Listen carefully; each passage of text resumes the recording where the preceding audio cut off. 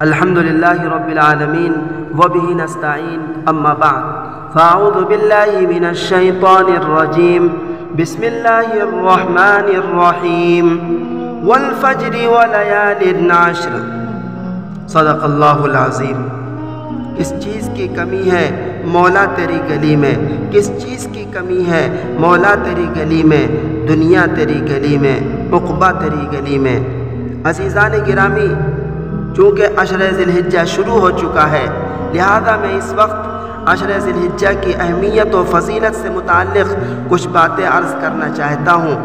اللہ تعالیٰ مجھے صحیح بات کہنے اور ان پر عمل کرنے کی توفیق نصیب فرمائے، آمین۔ عزیزان گرامی، عشر ذی الحجہ کی کیا قدر و منزلت ہے، کیا فضیلت ہے، کیا اہمیت ہے، اسے اس طرح سمجھا جا سکتا ہے کہ خود قرآن کریم میں اللہ تبارک و تعالیٰ نے عشر ذی الحجہ کی راتوں کی قسم کھائی ہے۔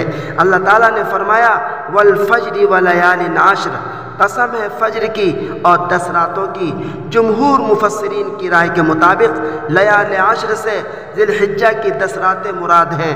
اللہ اکبر، کیا مقام ہے عشر ذی الحجہ کے دنوں کا، سبحان اللہ، کیا مرتبہ ہے عشر ذی الحجہ کی راتوں کا۔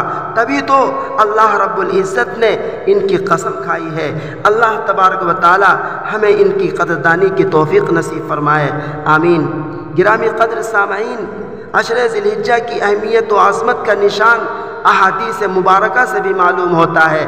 آقا نامدار جناب محمد الرسول اللہ صلی اللہ علیہ وسلم نے ارشاد فرمایا، اللہ کی عبادت کے لیے عشر ذی الحجہ سے بہتر کوئی زمانہ نہیں۔ اس کے ایک دن کے روزے کا ثواب 1 سال کے روزوں کے برابر ہے۔ ان میں 1 رات کی عبادت کا ثواب شب قدر کی عبادت کے برابر ہے۔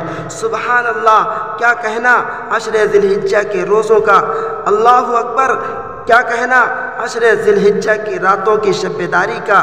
اللہ تبارک و تعالی ہمیں ان کی قدردانی کا احساس عطا فرمائے۔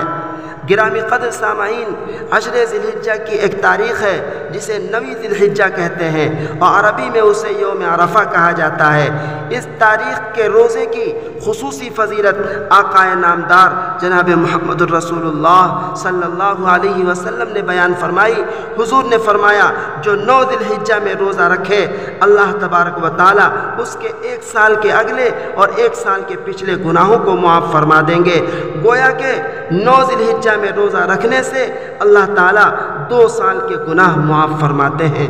عزیزان محترم، اگر ہم ان مبارک دنوں میں کوئی اضافی عبادت نہیں کر سکتے تو کم سے کم ہم اپنے آپ کو ان مبارک دنوں میں گناہی سے بچا لیں۔ کسی نے کہا ہے، قوت نیکی نداری بد مکن۔